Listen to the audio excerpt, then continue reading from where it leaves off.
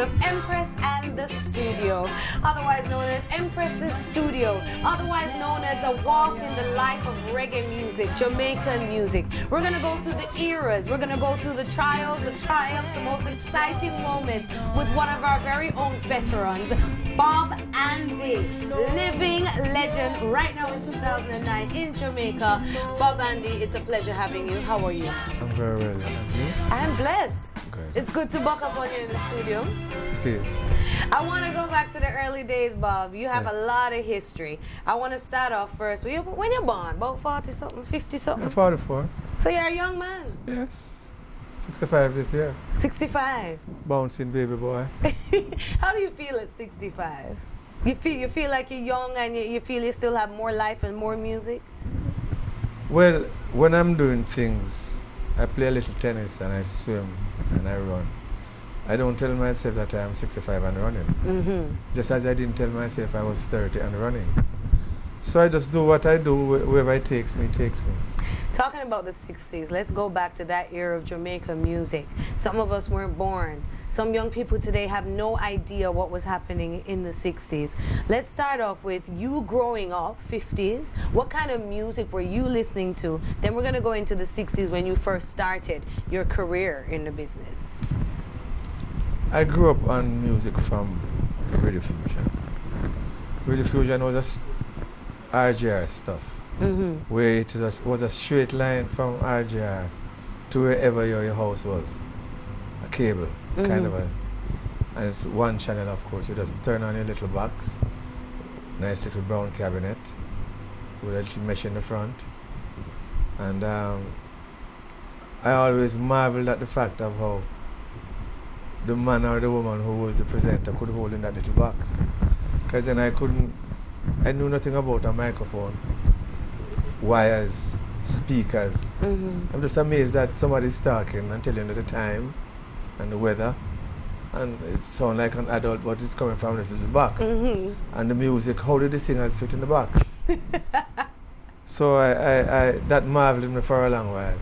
Didn't stop me from enjoying the music that came through. Even though you couldn't figure out how they fit in that box. The music would just displace all of that, and I would just get lost in the music. I'd say my earliest recollection of popular music was like there was a sound. I used to live on Alexander Road when I was about 8 years old, Kingston 13. And one of the big four sound systems of the time, King Edward's the Giant, used to live directly opposite me. And they'd play music for hours on end. And so I didn't know the name of the artist until you heard it on the radio. And I said, oh, that's the song I heard on it. Laverne Baker is somebody I remember very. Fats Domino. But the singer that stuck out to me was Elvis Presley, Nat King Cole, and Herbie Lafontaine. Doris Day.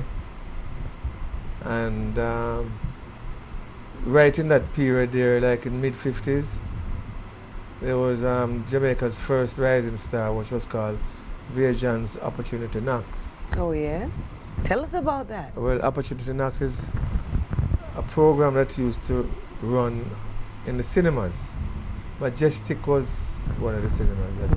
Paragons was one of the journalists for the Star, and he was the producer and compere for the Opportunity Knocks, where you would have a series of 10 shows, like pretty much like Rising Star. It goes to the finals, semi-finals, quarterfinals, semi-finals, finals. So all Jamaican artists from all across the island would come out? Yes, and that's the Higgs and Wilson, the Blues Busters, the Jiving Juniors, which was Derek Harris' group, Downbeat. But we were much more tuned to the classical music in the time. So you've heard of Junior Tucker.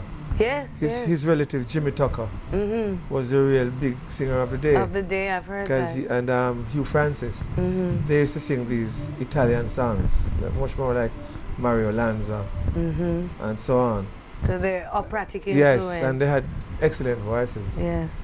But I was more drawn to the pop music. And so I listen for the singers coming through. Of course, it's Mix of Elvis within that key. yes, and then you're listening every week because you want to get to the finals with the people. John Holt came out of that era. That was just a little bit before the Paragons formed. Because the Paragons was an ongoing group, and then we brought John Holt into the group. Yes, let's start with the Paragons now. The Paragons. Well, did you initiate that? Yes, that group? I'd say though that I used to follow the horns. They used to have these big steel horns in the trees, and there was no way they could keep me at home. Wherever the wind would blow the music from the horns to come down in the neighborhood. And I'd follow the horn till I found a dance. And that's the only thing I could get beaten for, because I would stay out as late as the dance was. It was just it was a natural cause? Yes, really appealing and magnetic. And then I went to, I didn't do a lot of schooling, but I went to a school, Russell Primary School.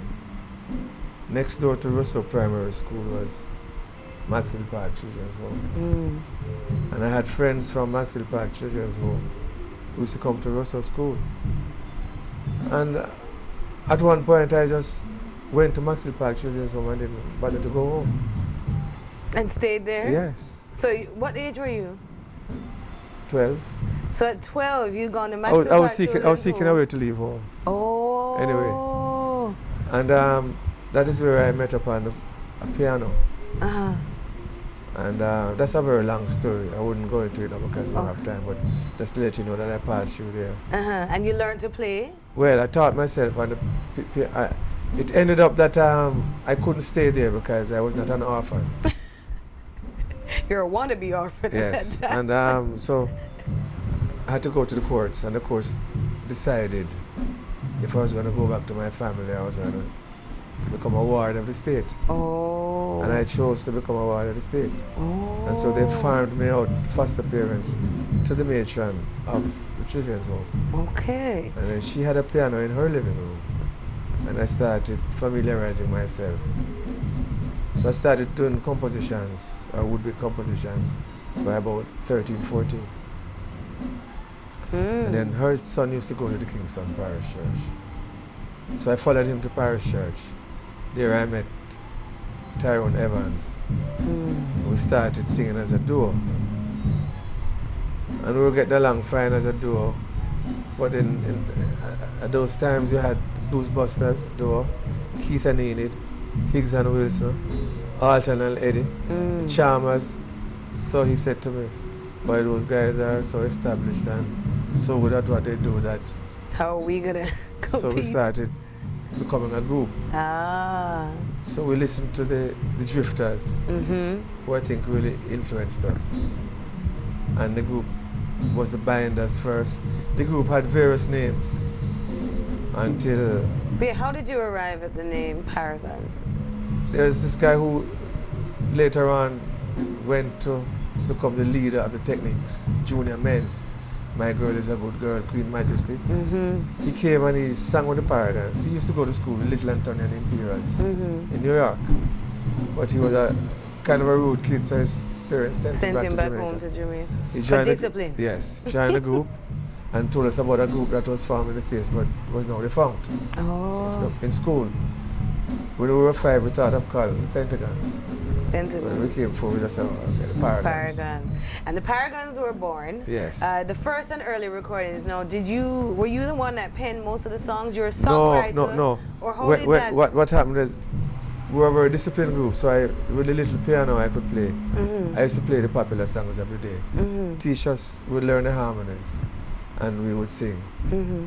Mostly Drifters songs. And then John Holt came into the group and he became the lead singer of the group. Yes. Because he had the most established voice. And because he had gone through the stage experiences and the rest of it. And then I wrote a couple of songs and we recorded for Studio One. They were ballads. Love at Last. At the time we had 2 prominent radio presenters as our managers, Ratcliffe Butler, Desmond Chambers. Well, that is good management there. And so we had our songs. Every day on the radio. And so we made #1 on JBC and #1 on RJR. Wow. Let me just hold that thought. People, I need you to remember, if you want to make it as an artist, make sure you get a manager that is a presenter of a radio station. We're going to take a break, and when we come back, we pick up with Bob Andy talking about the early days with Studio One, what he's learned from those days, the Paragons, and then we touch that very interesting story of Bob and Marcia.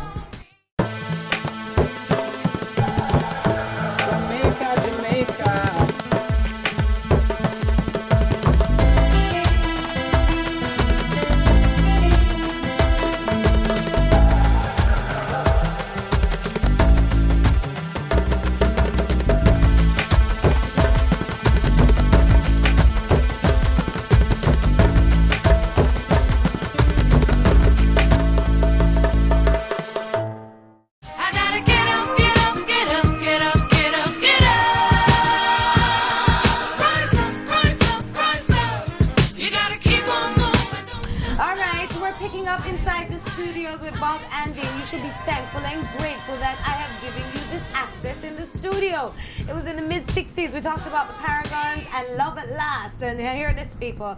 The manager of the Paragons at the time were like presenters of the only 2 stations. Like, come on. Is that a little biased? But hey, we're thankful that it was a hit. Bob, let's pick up with that. So what happened after Love at Last? That topped the charts in Jamaica. Yes, of course. Then we recorded Good Luck and Goodbye. I wrote again. Then we recorded Love's Dream, which was a song of mine. And we recorded a Drifters song, Follow Me. You had to, after you were listening to so much Drifters. Then the group, we came to a parting of the ways with John Holt. And Vic Taylor then joined the group. And we did a festival song in 1966, the year when Bam Bam was the winner. Yes. And so we toured the island doing the festival song with Vic Taylor as the lead singer of the group. At the end of the festival, Tyrone came to me and said, you know, Vic Taylor is a very good singer, but John is more appropriate for the group. And I agreed. But then I said, then I'm going to leave. And right exactly where we started, at Kingston Parish Church, because that's where we attended Sunday school, and we're members of the scout troop there. And on the steps of the Kingston Parish Church in September of '66, I parted company with the Paragons. And I was already accustomed to Studio One. And because of my ability to teach harmony and to harmonize and to arrange the songs and the piano, Coxsone was already an admirer of mine. So I just went to Studio One, and John Holt was a good friend of Duke Reed's. So he went to Treasure Isle. And so the group went to Treasure Isle. Okay. And then John started writing those songs on the beach, we were to the ball. And well, because I was not an upfront singer in the group, when I went to Studio One, I started, just to earn a living, I started taking the records out. To the different radio stations and distributing. Shops. Record shops, yes. And then I'd hurry back from that to come to watch the production in the studio. Because at Studio One, 5 days a week, there's always a live band in the studio, led and arranged by the great Jackie Mitu, who, by the way, let me say here, if he is, wherever Jamaican music is, and wherever it is going to go, 1,000 years from now, the early development of Jamaican music, say all what to say about Coxsone. He had great ideas, and he was the owner of production, but in terms of musical direction and just authenticity, I would say, including Bob Marley, Jackie Mitu is single-handedly the most valuable contributor to the development of Jamaican music. Tell me more about Mitu in the sense of Studio One. How long? I'm coming up to that. Okay. And so I'd go back to the studio just to watch the bands in action and to watch how production was done. And the bands would come in, and Jackie, each singer, once he went through his audition, and I did some auditioning. Oh, you actually auditioned, or you auditioned people? I auditioned people. Okay. And then the person, male or female, or group, would get to the piano, and they would sing the song for Jackie. Once down. And if Jackie needed to make some rearrangements, he would come up with, he would tell the horns player what introduction they should play, each horn person what harmony they should play, and he would count the band, and he would do everything. So he was a real true director he was a musically. Genius. He was a genius. He was a genius. Perfect pitch, they call him. The guy, kind of guy who could hit the mic stand and could tell you what key it was. Wow. Kind of thing. And so I got fascinated with just how songs were being produced. And so I remember I wrote a song called When We Were Together. Impossible. It's impossible. And I sung it for Delroy Wilson, and he liked it. So he recorded it? So I recorded it and produced that, and he sung it. Became a hit.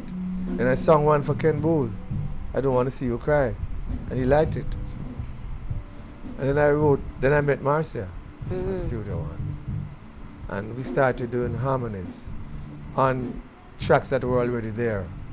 Other people's songs that were laid down. To earn some money during the week. Let's say we'll get £2 a track for harmony. And we'd put harmonies on some songs that Tony Gregory sang and other singers sang. And a relationship developed between Marcia and myself. You want to continue, or you want me to ask what everybody needs to know, especially the young people, or what they want to know? Yes. The relationship began musically. Yes. Was there also a love affair with you and Marcia? Because some of those songs were quite amazing. Yes, there was a connection, the energy. Yes. All right, so let's continue. We were a girlfriend and boyfriend. And for 12 years. 12 years, wow. And then I wrote a couple of songs and Marcia liked them and she recorded them. By then, I got the confidence. I said, well, listen, if people like the songs I sing, then I might as well sing some of the songs I write. Yourself, yeah. And I remember on the bus coming back from distributing records one morning, on the bus I wrote To Experience with Delroy Wilson in mind. Recorded it, the rhythm, and he didn't turn up, so I sang the song. And what a hit it was. Yes. And then was that your first major hit that you had recorded? I tell you, to fast forward a little bit. Okay.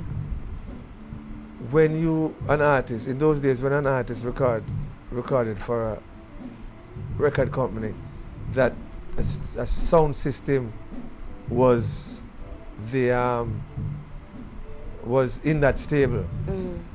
Whatever you recorded, if it was the songs were strong, they wouldn't be released because they were made for the dance hall. So they would play them in the dance hall to flop the other sound system that couldn't find those songs. So the special thing here is going on now. It's started from way back there. When these songs were played in the dance halls, on Saturdays, people who would be sound system operators who would go to these, they'd come and they'd say, I hear of a band last week at Gold Coast or Silver Slipper. I want a dub to buy of it. And that would be as much as £50 for one dub. Wow. So you could have a sound system. And so Cox and the songs, all of my songs, which is probably one of the reasons why I have my shelf life as an artist has lasted so long. Apart from obviously the songs had a message. But all the songs were played in the dance hall. When I left Coxsone, someone called me down to Federal Records, and they had a rhythm already made and were looking for a singer. Games, People Play. So I recorded Games, People Play, and it became an instant success. Based on the success of Games, People Play, Coxsone started releasing the songs after commercially. Then, okay. And capitalized on that. Which song first went internationally for Bob Andy? I'd say up to then, with all the recordings I had done with Coxsone, the first time I was really going to have a payday was my first royalty check from Federal Records. £675. Whoa. And so I walked around with a check for a long time because... Free to cash it? Yes, well, it could afford, I mean, the restaurants that I used to go to and couldn't afford anything. I couldn't afford any food now. That you wanted. So I wasn't hungry anymore. But I bought a Mustang with that first check. Oh, okay, okay. That was my first car. Wow. So Federal gave you a royalty check. Yes. What happened? Studio One is very famous, obviously, with a lot of artists. Obviously, nearly all our great legends had walked through Studio One. What was it about Studio One? And I've heard discrepancies when we're talking about royalty payments. It's still happening today with some of the young artists and the producers. What really happened and what lessons have you learned from that situation and royalty payments, especially Studio One, Cox and Dodd royalties? Federal Records was an appropriately run company with books and accountants, and Coxon was not a formalized company. He was a one-man operation. So he would give you money for a song if it sold. And you weren't really given, until the early 70s, he never really gave out royalty statements. Oh, okay. And so, and you never could tell if you really got what you were supposed to get. You couldn't track it. Because as we speak now, we're in the courts, Coxon and myself. So I don't want to say a lot about that. Right, okay. But that Marcia Griffiths knew an insurance salesman called Harry J. And Harry J was an insurance salesman. I said that before. He had a band called the Checkmates. Marcia used to sing for the band. And then Nina Simone released Young, Gifted and Black. Heptones did a version. BBC and the Gaylors did a version. And Harry J had a rhythm done with Boris Gardner. And he came once and invited us down to the studio. You asked earlier on about my song that went international. Games people play up to that time came the closest to become an international hit. Because it sold all over the Caribbean. But we went truly international when we recorded Young, Gifted and Black. And I mean, we recorded a song for Harry J and forgot about it. And like about 3 months after, he came and said, "Do you guys have passport?" So why? So well, the song is being played on the BBC and they needed to sing on Time to Fly Out. Top of the Pops. Was that the first trip? Yes, that was the first. Marcy had actually gone to Germany before and came on. And I'd gone to Florida once. But the first cross-Atlantic trip was that. Wow. And well, so hold on. We want to talk more about that cross-Atlantic trip when we return inside the studio with Bob Andrews.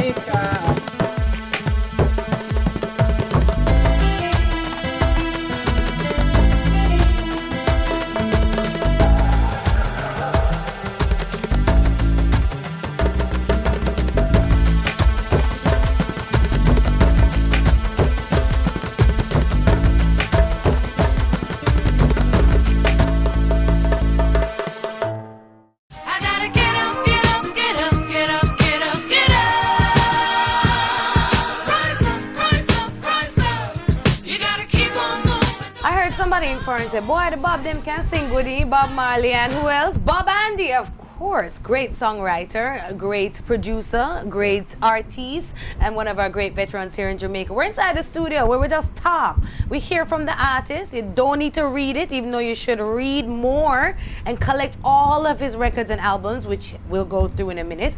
But we're picking up the first big hit across the world. Bob. Yes. So you went to the UK now, Young, Gifted and Black. No less than the BBC. Top of the Pops.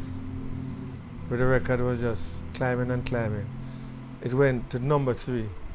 I remember clearly it could not pass number 3 because the Beatles had just defunct. And their song Let It Be would not leave the top of the charts. I bet that was a big tune. And so, but it went number 1 all over Europe. So on that first trip, we went to Belgium, Germany, Switzerland, Austria. Wow. I think France was the only place we hadn't gone to. What happens when you take a young black man out to Jamaica for the first time, gone to foreign, to see all these interesting and unique people that has a big tune playing that people recognize? What goes through your mind, when especially when you first got on the plane? Well, what was unique about Young, Gifted and Black, and us. Speaking for myself, I'm sure Marcia was also fascinated by that, but speaking for myself now, the small percentage of black people that we were performing to. So we had all these white youngsters singing Young, Gifted and Black. You're a contradiction. Yes, that was, so they immediately proved to me how there were no boundaries in music, because it was just a good song. Yes. To dance, the message was right, and while these white folks were, even the skinheads were singing Young, Gifted and Black. Wow. The power of our music. And that was just amazing. And we toured England from Scotland to Brighton to Brixton. How many doors did it open for you? We did open a lot of doors. Well, prior to that, Desmond Decker had already sold Poor Me Israelites. And Monkey Spanner had become a hit by then. And so Young, Gifted and Black was just following in the footsteps. But as artists, we were well respected, because we did a good hour show each wherever we performed. We had a good band, we had good management. So we toured all over England. Then we followed that up in 1972. That was 1970. We followed that up in 1972 with Pied Piper, which went to number 11 on the charts. And international charts. Yes. And so we came back to Jamaica. Marcia became a member of the I3, started touring about Bali, and I just continued my solo career. Just to go back a bit though, up to Paragons I was writing love songs, but I went to listen to Meritones one night, and I heard a song being played for like 6 minutes, and I went to Winston Blake and asked him, "I've never heard a recording that long, how come is it so long?" He said, "Well, it's on a micro groove to get it that long." I said, "But who was the artist?" And he said, "Bob Dylan, like a Rolling Stone." Oh. And I went to Cox and I asked him if he could get me a Bob Dylan record, and he did. And when I listened to Bob Dylan's recordings, my attitude towards songwriting changed, because up to then I wasn't aware of you could write a song, social commentary. Right. Write about a man and a woman or Dolly House kind of thing. Which we know naturally. And when I heard Bob Dylan saying things like, even the President of the United States someday has to stand naked. Yeah. You know, it challenged you. Yes, I said, oh, so then I can write about what's happening around me. And so I drew from that experience, used my experience. Plus I was being influenced by H. Rap Brown, Stokely Carmichael, Eldridge Cleaver, the whole Black Power movement. Yes. Version in Rastafari. And this is the 70s. Garvey, Marcus Garvey, yes. Yeah. Late 60s, early 70s. So all those consciousness about how we treat each other and the politics of the situation was born out of that first hearing of Bob Dylan's. The international audiences and the Jamaican audiences, once again, like that tour when you said you said skinheads singing white, Young, Gifted and Black. Yes. When you start to change your lyrical content now, which audiences were accepting it more? Well, I have a very strong fan base in England, you know, because I have records that are popular with the English fans that are not even played in Jamaica. Played here. So, but what I can tell you, over the years, the Jamaican audiences have always been the most difficult to pass. What is it with us? And the grades come from here? Well, you know, that's what it is. Every Jamaican is an expert. And they have a vibe. If them don't think it's alright, it's not alright. You could sing your heart out. Abroad, basically have the same attitude, but then you have conglomeration of Caribbean people. And you know, they are a little bit more giving, but they're just as appreciative. And I mean, to go to a place like Japan and hear them singing every word where they don't speak English, it's just I'm amazing. telling you. So you know, I'm here at the studio now at Grafton Studios, listening to the bands rehearse, coming out of the School of Music, and I'm so impressed, because I know that, like our athletics, Jamaican music is firmly rooted and grounded in our character as a people, and tomorrow is only going to be better. It is. Now, what year were you awarded the Order of Distinction? Is it rank Commander? Yes. It was 2005, I think, somewhere there. You know, I'm glad they recognized you. Yes. You know, how did you feel about that? Did you feel it was well deserved? Were you surprised? Well, I tell you, the way I look at awards, governments are always late. The people have awarded me from. They recognize me from day one, and up to this day, up to today. I mean, the kind of appreciation, warmth, love, and admiration I get on a daily basis is overwhelming. Even when you see young people singing your lyrics, I mean, you're like, how does that really make you feel? Well, it's beyond words. It's a blessing. Yeah, I mean, like I say, I mean, people who are older than me just come up to me, Mr. Andy, and hugs me. I mean, an elderly man say, working in a restaurant, Papa Andy, he runs around the back and washes his hands and come and shake my hand. Oh. I mean, it's just, and it's one of the wonderful things to be able to be alive and to get this kind of recognition from your own people. What's your most memorable moment on stage? We're going to go through it quick now. We're going to get all the juicy stuff. But you know something, one of my most memorable moments on stage was in June in England, this 2009, in a club in Brixton called Hoot Nanny, who all kinds of groups played there before and bands, and it is said that my show is probably the best show that went there. But that night, and it has happened many times before, but that night, and I had to comment during the show, you'll see it on the computer. I had to say, listen, obviously, I'm only here to conduct a mass choir. I mean, every song, they sang. They took it from the beginning. If I wouldn't draw it up, them draw it up themselves. And I mean, it's just amazing. Wow. Do you have any children that are going to live on the legacy of Bob Andy? You know, I got 3 children. Yeah. And they're not inclined. No. One is an accountant. One is a salesperson at Mercedes-Benz in England. And one is a executive secretary, my daughter, in California. You never know. One day they might pick it up, you know. And they all have good ear. Well, my first son and my daughter hears very well, and they sing very well. But I wouldn't invite them in the music business. It's a rough one, you say? So you're saying that even though you're here living it, and you know people are running and saying, Bob Andy, you know, we love you, we respect you, we're inspired by you. If they had an inclination to go in there, then I would support them. Right. But I wouldn't. You're not going to push it. And they see the kind of fight I have trying to hang on to my songs, because I have 2 cases in court right now. Yes, you had mentioned. So, yeah. But you know, I wouldn't change anything about it. Right. Your most embarrassing moment on stage. You must have one, and we want to know it. For a while there, I was very prankish on stage. I, at times, got very annoyed with, after we spent a long time rehearsing, and then you go on stage and the musicians play wrong. And I didn't know how to be cool about that. And so I blew my top on stage for a few times. To the extent that promoters were afraid to book Bob Andy? Yes, because bands were... The same sweet Bob Andy I know? Yeah, bands were a little bit scared to work with me because I probably would have embarrassed them. But then I learned that you have to be a psychologist. And work with all kind of people. You have to be a diplomat.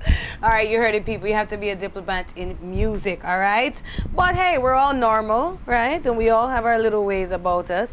Bob Andy, how many songs do you think you've recorded from you began in the 60s right up until now, 2000? Do you think you can even count? I'd say for myself, about 60. 60 for yourself? Yes. And how many? For other people? Another 20.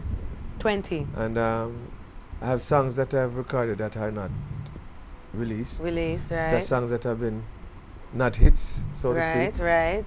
But I'd say I have a 60 strong, if I should check them out. You and Bob and Marcia, those 2, 3 albums? 2 albums. 2 albums? 3 albums, yes. 3 with Marcia? 2 originals and 1 with covers. And how many albums would you say of the 60 songs you've recorded were Bob Andy? I have 8 albums. 8 albums. Yes. Well, Bob, what do you feel about the Jamaican music now? You know, you've seen it, You've done how many eras? 1, 2, 3? Yeah, most of my life. Your whole life. How do you feel about the music now? Reggae transition to dancehall, transitioning to what next? Well, you know, we just have it, you know. Think of it. We're second or third largest record producers in the entire world of popular music. Do I need to say more? Are we not doing our business correctly? Because I find that a lot of young people are having that issue too, where their songs are being played in different countries across the world, and we are not collecting the royalties that are rightly due to us. We certainly have a lot more entertainment lawyers today. A lot better understanding of the business, because when you have people like Bob Marley, Shaggy, Sean Paul, Maxi Priest, all these people made it in the big time. Jimmy Cliff, who's an artist who's deserves a lot of respect. He's been out there for a long time. Before Bob Marley and still running. There is no excuse for an artist, stroke, singer, composer, not to get his or her due today, because systems are in place.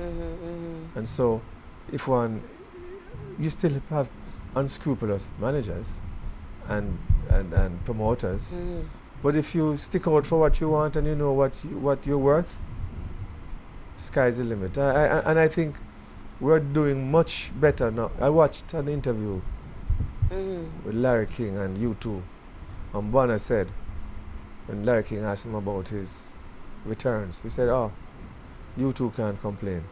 We've gotten everything we've earned because we've done our business properly from the start." Wow. So lesson to be learned. The systems are in place, the professionals are in place, and if you have one lawyer watching another one, you can get your things together. I forgot to tell the people that you're a big actor. Well, I don't know. Come on, you must be doing a couple more movies now. Let's talk. What was that movie you were in? Children of Babylon. Children of Babylon. Yes. And then a little part in Mighty Queen. Right. What's next? Where I met the great Denzel Washington. Yes. And what's next? We'll see. Any more in the future? I don't know. Never I don't know. know. I mean, if they have a part for a grain Rastafarian, you never know. Are you that? If it fits. If it fits. Yes. All right. You have any new albums coming out? 2009, 2010? Well, I told you about one on the radio the other day. Yes, you told me one. A work in progress. Yes. Matter of fact, Slide Down Bar called me last night. He just came back to Jamaica. Because we're supposed to start working from the 14th with Wayne Armand. So we're putting something together right now. Nice. The album I'm going to give you to play on this program. Yes. Is Hanging Tough. The album that was done with Willie Lindo. Okay. In the late 90s. Yes. So, and I think it's some of my best works. And so I'm going to give you a chance to expose it to your audience. You think your best works are the 90s? Some might still say it's in those And early you days. can't But fight them. You can't hey, fight them. as long as we have the whole catalog, we are all right. Well, I didn't say my verb. I said some of. Some of, right. He did. You know? Let me get it right. He did say some of his greatest works. Bob Andy. And when you're alive, it's quite possible that the best is yet to come. Is yet to come. Yes. That's true. Look how our own Usain Bolt surprised the world. Well, I mean, he's young still, but I'm talking about when you've lived through the years. Yes. And people think, oh, well, you might just... Surprising. You know about Tony Bennett? Tony Bennett. An American singer who's been going for decades. I think he's in his 80s now. He does that. What style is Tony? He's a ballad singer. Yeah. He has a duet album with Aretha Franklin and all those Right, people. yeah, I have heard of Tony. Yeah. Ray Charles and all those guys sung and recorded way up to their 70s, 80s. So one of the good things about music business is that you can always perform. It's not a business that you retire from. As long as you have the will and the desire and people still want to hear you. Wow. So many musicians from this beautiful and very small island that has captured the entire world. Bob Andy will continue to capture the world, as he said it himself. Look out for more good music, because the best might still be yet to come. It has been an honor and a pleasure. I have learned so much, and I know there's so much more I need to learn, but we can't do it all in one day. We're never too old to learn about the great Jamaican artists that have been around for so many eras of Jamaican music. Then again, he tells me about Tony Bennett and other great ones that that I have to go now and look up and listen to, because it's so dynamic, the amount of artists from the entire world. How can I consume so much? But I am dedicated to consuming at least all of my Jamaican artists, whether it's today or tomorrow or the next year. So my people, my people, my people, continue to love yourself more, okay? Love your families and your communities, and I shall show you more music another day.